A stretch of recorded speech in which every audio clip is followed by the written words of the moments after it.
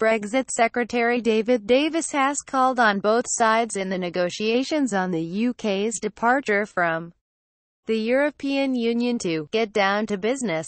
Mr. Davis is in Brussels for a second round of formal talks on Brexit. He said his priority was to lift the uncertainty for EU citizens living in the UK and Britons living in the EU.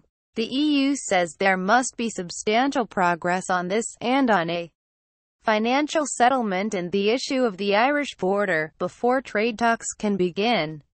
Mr. Davis said, "We made a good start last month, and this week we'll be getting into the real substance.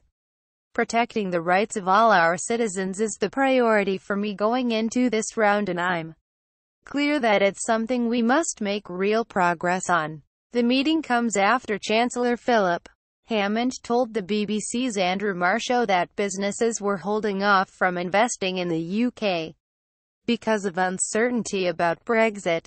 Earlier this month, Theresa May's offer to give the 3 million EU citizens in the UK settled status after Brexit was immediately dismissed by European Council President Donald Tusk as below our expectations. And Michel Barnier, the European Commission's chief Brexit negotiator, has said there are still major differences between the EU and UK on the rights of EU citizens living in Britain.